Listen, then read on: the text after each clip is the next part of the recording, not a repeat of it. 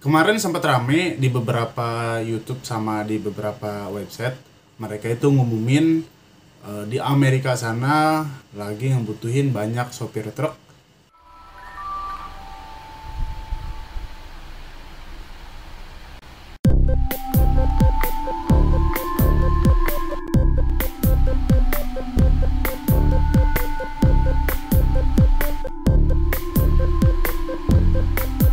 Halo teman-teman, balik lagi di channel ini bersama saya Erik ya. Jangan lupa teman-teman di subscribe channel ini biar lebih update lagi dan membantu saya buat bikin video ke depannya. Kemarin media Amerika menyebutkan bahwa di negara Amerika itu butuh sopir truk yang banyak ya, atau mereka itu kekurangan sopir truk. Adanya kongesti di pelabuhan dan waktu tunggu yang lama di gudang diperparah oleh kekurangan 80.000 pengemudi truk di Amerika Serikat. Tapi sebelum itu teman-teman, kita harus mengenali jenis truk yang dipakai di Amerika. Di Amerika sendiri itu jenis mobilnya beda ya. Kalau kita lihat secara bentuknya aja udah beda. Nah kalau di Indonesia sendiri kan kita pakai yang European truck ya, yang kalau bahasa gampangnya itu yang flat nose atau yang kayak mobil-mobil Hino yang nggak ada moncongnya aja kayak gitu. Nah jenis truk yang dipakai di Amerika itu disebutnya conventional cab ya, atau bermoncong atau front engine ya. Jadi mesinnya itu di depan dan kabinnya itu di belakang.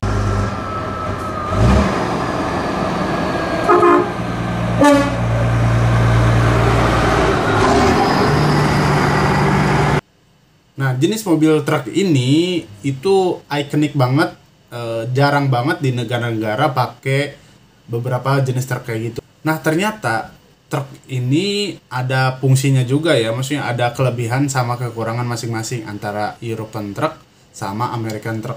Nah, di antaranya yang mobil moncong itu dia lebih hemat bahan bakar, lebih kenceng, karena di sana itu mobil truk itu bisa melaju sampai 100 km per jam. Beda lagi kalau di Indonesia ya. Di Indonesia itu 100 km itu udah muatan udah hilang gitu. Dan juga mereka itu punya jalan-jalan yang lebar. Nggak kayak kita. Kita tuh kan sempit, berapa meter kemudian ketemu mobil, ketemu motor.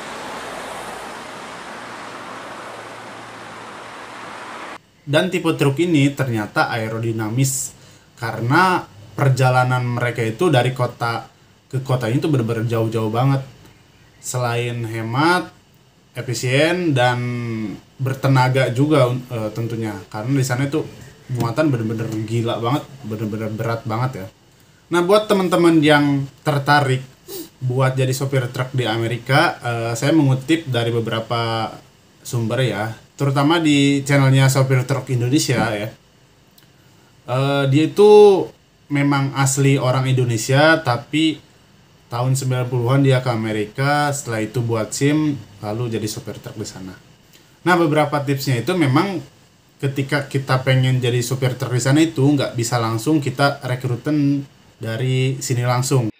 Cara melamar di sini Anda harus berada di sini dan mempunyai SIM Amerika dan mempunyai status tinggal di Amerika ini ya. Misalkan perusahaan Amerika memang ngebutuhin sopir dan dia cari sopir di sini, nggak gitu juga ya teman-teman. Kayaknya saya jamin kalau kayak gitu sistemnya pasti banyak teman-teman yang pengen pindah ke sana juga karena gajinya gede ya, bener gak?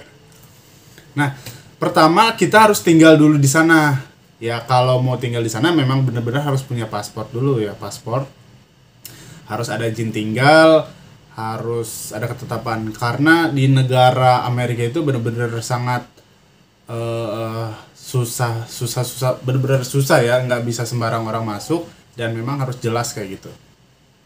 Nah, yang kedua yaitu buat license atau punya SIM yang di negara sana. Kalau misalkan SIM Indonesia, apakah bisa dipakai di Amerika?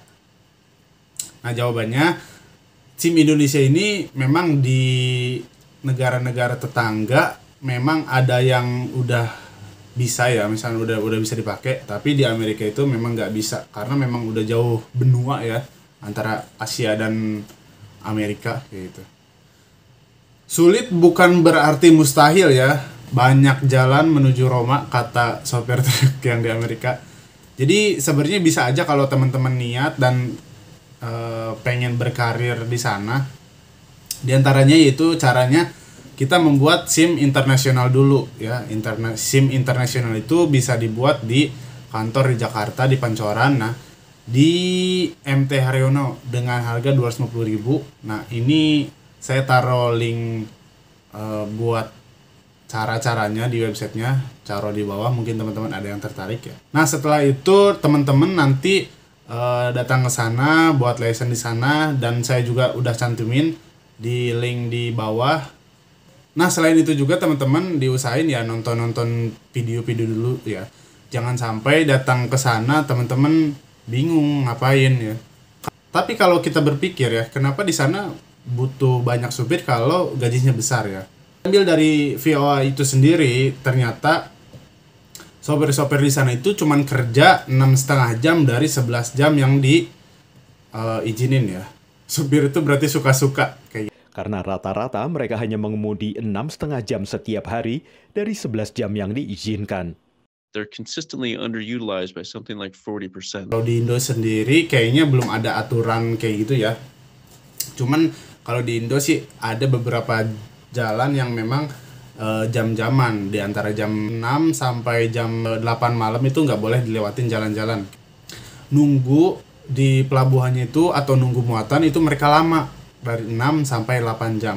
Mungkin dari proses bongkar muatnya mereka nungguin lama.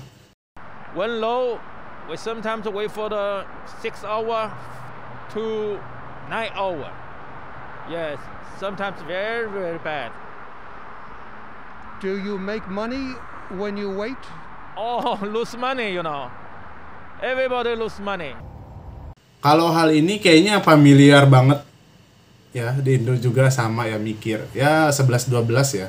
Tapi ini jadi mereka tuh nggak betah kerja kayak gitu. Dan yang terakhir, mereka itu rata-rata banting setir ya, atau cari profesi lain, misalnya jadi kontraktor, jadi yang lain, dan yang lebih gede duitnya aja, mungkin ya kayak gitu. Sejumlah pengemudi truk kini mengoperasikan alat berat, sementara yang lain pindah ke industri seperti konstruksi karena frustrasi dengan aturan mengemudi yang tidak fleksibel, seperti mengatur kapan mereka harus tidur, padahal mereka tidak bisa menemukan tempat yang aman untuk beristirahat. Nah, mungkin teman-teman ada yang tertarik dan ada yang minat, silakan ya dikumpulkan duit. Sebenarnya saya tidak menganjurkan ke sana ya, karena di Indo sendiri pun masih banyak sih lowongan sopir truk ya. Saya juga kalau misalkan punya SIM ya pasti banting setir buat jadi sopir truk, karena enak sih teman-teman ya, jalan-jalan terus ya. Itu aja teman-teman, terima kasih yang sudah nonton.